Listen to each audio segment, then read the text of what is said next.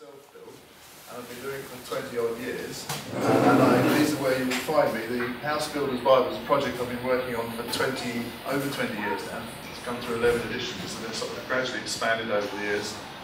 It's really sort of like a Lonely Planet witch guide to building a house, all the different things you can do that may go wrong, and some tips on maybe how you get it right. In a couple of years I update it and bring it up to the latest legislation and sort of some of the trends which are happening. I also blog at a site called House 2.0, where I'm not blogging very much these days because I'm so busy, but and I also write for Home Build and Renovate, which is still the sort of biggest selling of the self-build magazines. But I started life as a builder, just to mention the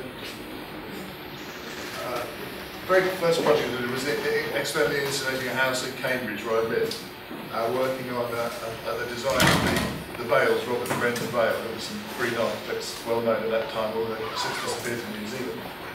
I spent 10, 12 years working in a building collective in Cambridge doing all kinds of work. In fact, we were doing, they weren't all green projects, there was a lot of improvement grant work around at the time.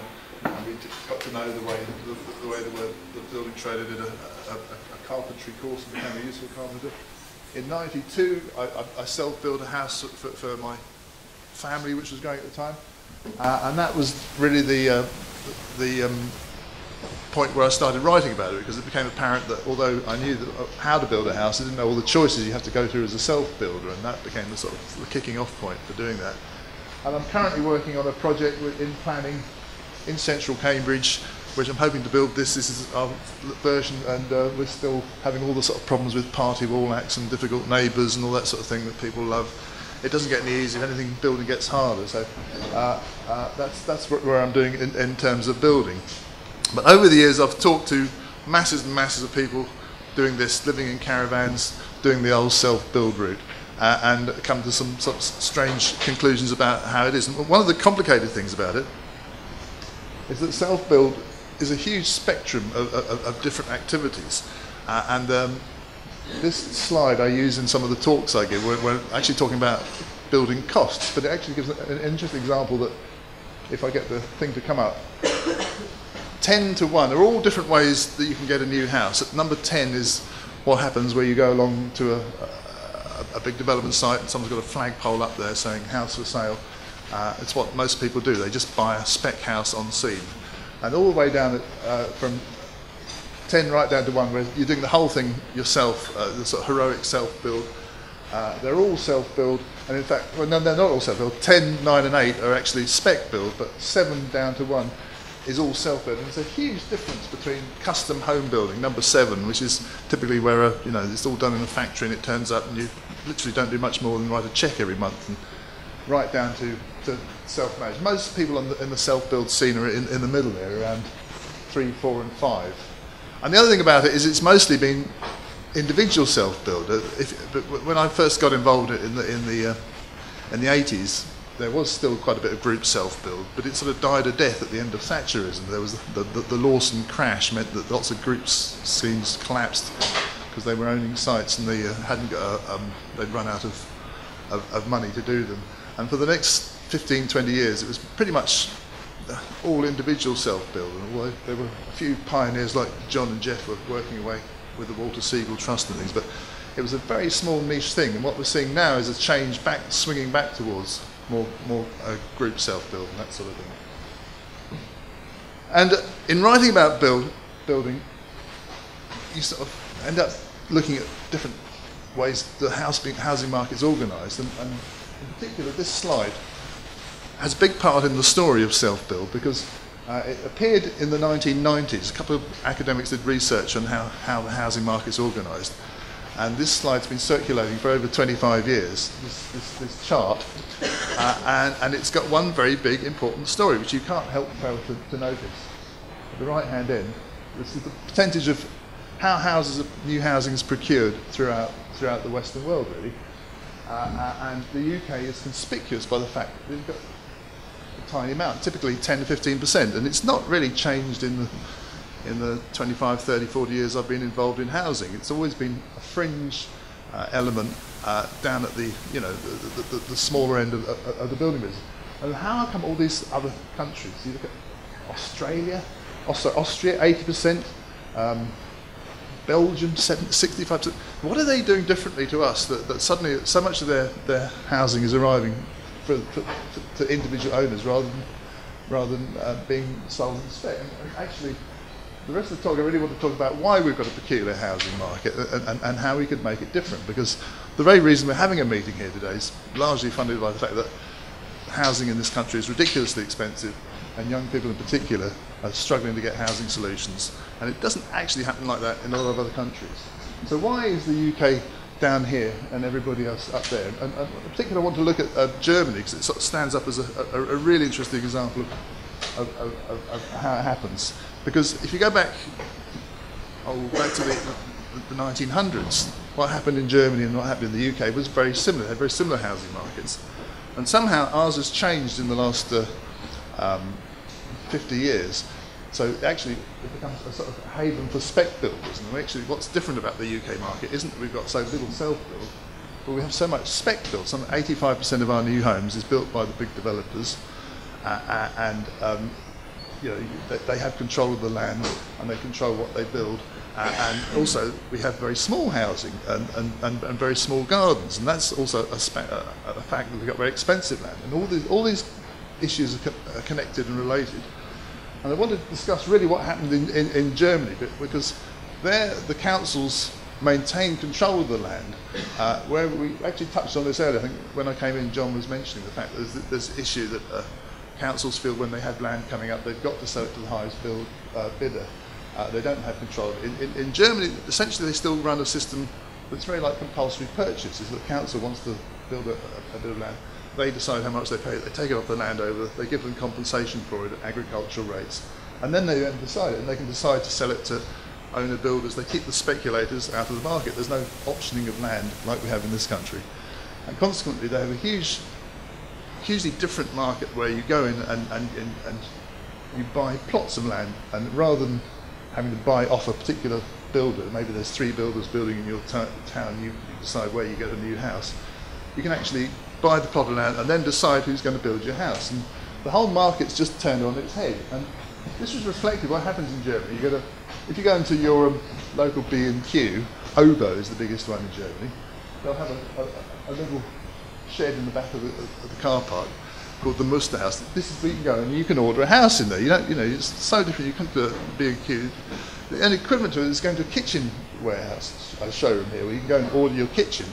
In Germany, you can go and order a whole house, and you can go into the Muster House. There'll be your roof tiles, your bathroom suite, everything you need. The wall panels, everything is there. You just go around and say this is this. You can literally put a house together in their equivalent of B&Q, and you've already got the site. It's just desperately easy to go and press a button and build a house, and that is essentially how rural housing in Germany is delivered.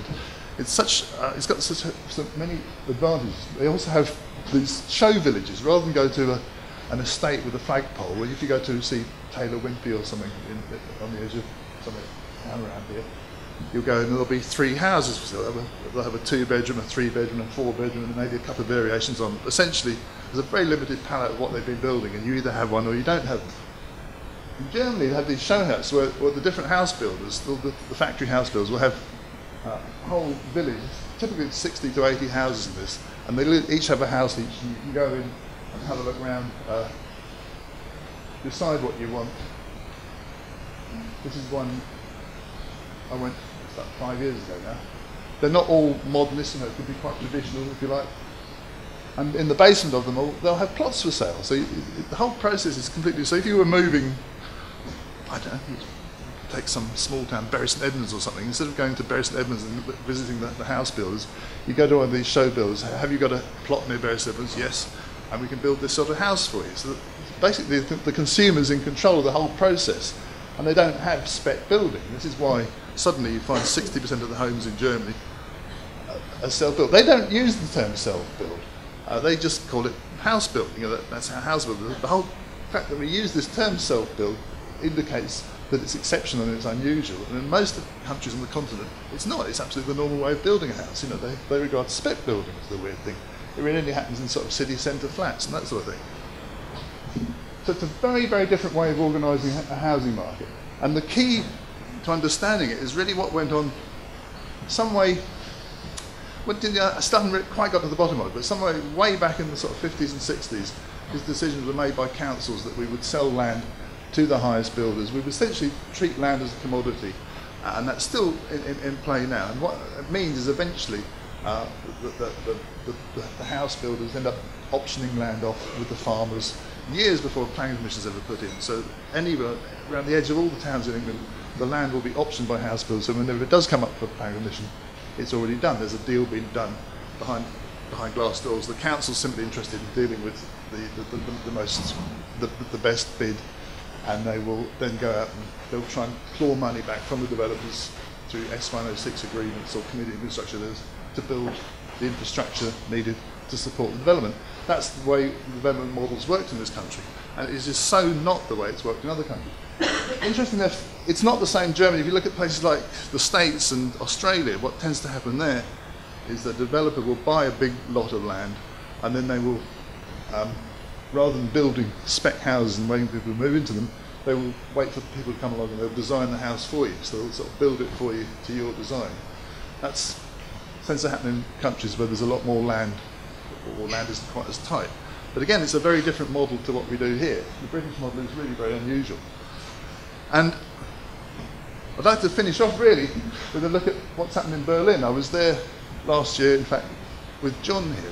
It's a very interesting example, a fascinating city. It's got a very different development model. It's very unusual even for Germany. But they have a lot of group self-build, Bau Group, and I think Jackson's already mentioned the Bau Group. But some of these are very similar to co-housing groups. But they're basically people coming together to build apartments. You can't build individual houses in a city. This just doesn't fit on the scale. So people have to come into groups to build flats. But rather than professional developers doing them and selling them, which would happen all across the UK, actually people are organising it themselves. There's a whole culture, particularly in Berlin, where something like 1 in 10 new homes arise by this route. It's very hard for it to replicate in Britain because Berlin was an exceptional city because of its history, its devastating history, particularly after the collapse of the wall in 1989. There was a lot of land in East Berlin which nobody wanted. It was quite easy for groups to come in and organise it.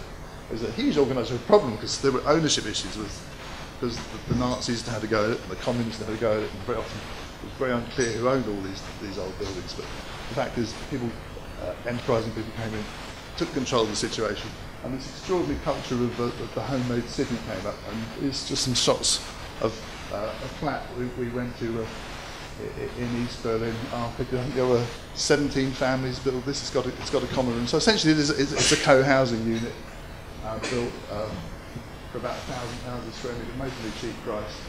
And we spent a lot of time at this one, Spreefeld, which is 3 different towers and this is a fascinating community where there were people. Some of it was privately owned, some of it was community owned, some of it was cooperative housing, and there was a large common room just being occupied when we were there. So there's all sorts of different functions in about 50 units altogether. And this is happening, I don't know, there's probably 10 or 15 of these ongoing all the time in Berlin.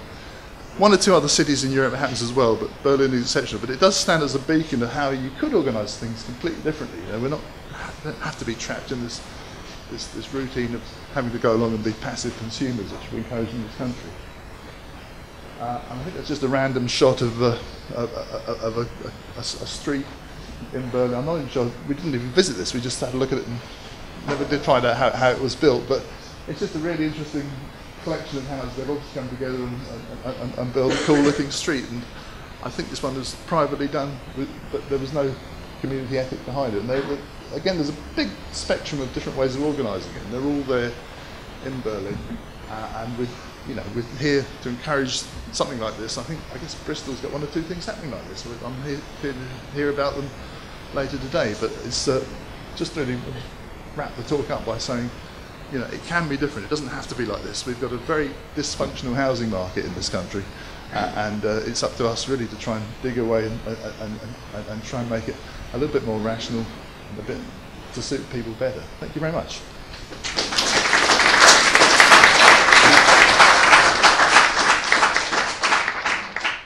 Great, thank you, Mark.